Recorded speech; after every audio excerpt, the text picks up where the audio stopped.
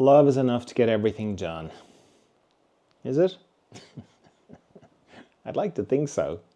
And certainly in my experience of trying everything else, I don't know about power. I've never really been interested in power that much. Not the sort of political, financial kind of power. But I have tried to make things happen in my life. I have tried to be forceful, and you get experience in things, and like I came across things and it was like, okay, if you want to be successful, you've got to do this thing and this thing. It's like the hustle culture. I think that idea of you have to work and work and work and work and work and work, which is fine, and for some people it works. But if you're interested in consciousness, and I'm guessing that you are, because you're listening to me, then it's kind of balanced with that moment in the Matrix where Neo and Morpheus are sparring in this like holding program, and they're like in some sort of dojo and they're doing the kung fu and whatever, and Morpheus is trying to help Neo see that what it's like in the Matrix. And it's, kung fu, blah, blah, blah, and he's going faster and faster and whatever. And poor old Neo's he's getting the crap beaten out of him. But at one point, they go through this particular sequence, and Morpheus ends up like giving him this big kick, and he flies across the room, and Neo's like, how did that happen? How's he so fast? How's he like? And he's like, how can I beat this guy?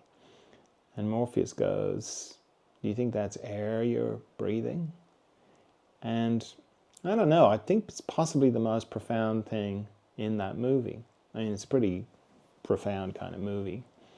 But if you've got that kind of perspective on things, then you kind of know that hustle is not going to work for you, because it's a little bit like breathing heavily in the Matrix. It's like, yeah, it'll work within the Matrix, but if you know that it's not real, then there's other ways to do it. It's like people who are very good at manifestation.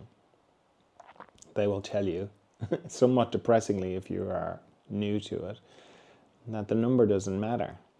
Whether you want to create $100, $1,000, $1 million, $10 million, $1 billion, the number doesn't matter. I'm not there yet, so I don't know, but I get it. I get it. It's a bit like Morpheus going, do you think that's air you're breathing? Because if you can consciously create or manifest $100, then it's just zeros after that. But we kind of go, no. 1,000 is more significant than 100, and 1,000,000 is more, and we kind of go, we put the brakes on ourselves. So my perspective is for people like yourself who are interested in consciousness. And we can very clearly see that this kind of grasping for power, you don't grasp for power unless you want to do something that's not loving. It's that simple. Because when it is loving, then you can figure it out. You can, figure, like I've gone through very, very difficult things in relationships with people, whatever. And I know what it's like not to stay with love, and never went well.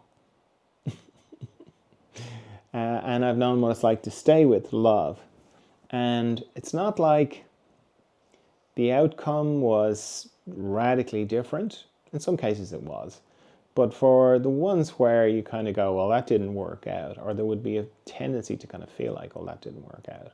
Well, it did work out in that I am at peace with the outcome in a way that I wouldn't be if I hadn't stayed with love. And I know that because I've done both. I have been forceful. I've tried to make things be the way I want them to be. And so even when I win, even when you win in that situation, you don't win. It's still, there's a sort of a hollow feeling to it. It's like in an argument, which is much easier to kind of get your head around, Like if you're good at arguing, I'm not great at arguing, but I'm okay. And if in an argument, I win the argument, but in order to win the argument, I hurt the other person.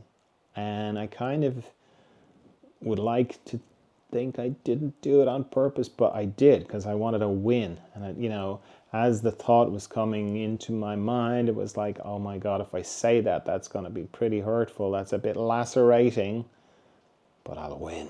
I'll shut them up. So I say it, and it shuts them up, and I win the argument. But I feel not so good. Not good at all. It's like that famous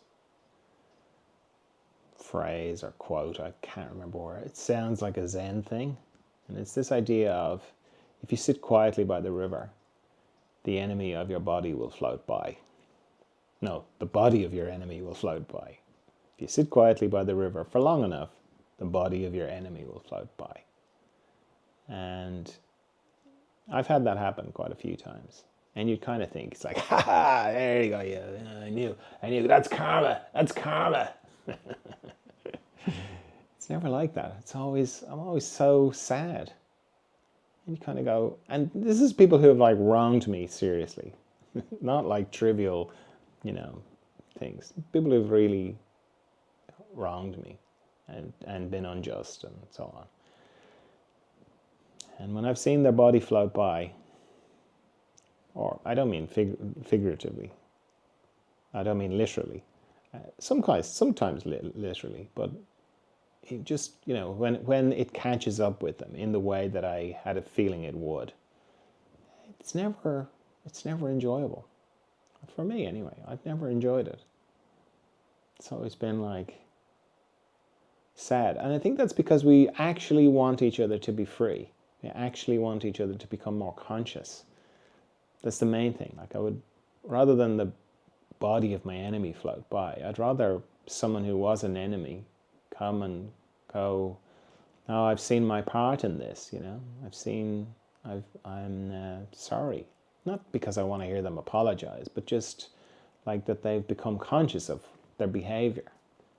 I want that. So if you kind of know that all grasping for power is fundamentally because there's a desire there to do something that's not loving, like win an argument on a global scale, then you can kind of go, you can do your part and go, well, what's the loving thing to do here? And not in like, what's the nice thing to do? Because, being nice is not a loving thing to do.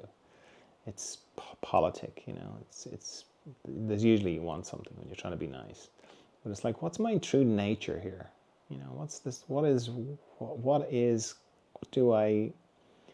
the deepest thing inside me here? And let me come from that place. Let me live from that place. Let me move from that place. And it's nearly always loving, because, yeah, you might have anger and resentment and vengeance and all that. But if you keep going, you'll get down to the love.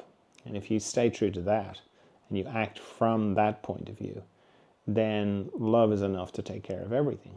And you can live that and you can embody that. You might think, well, I'm just going to get steamrolled. And yes, to a degree. But then there have been great examples of how powerful that is when you go with what your true nature is on the inside and live that. Amazing things can happen.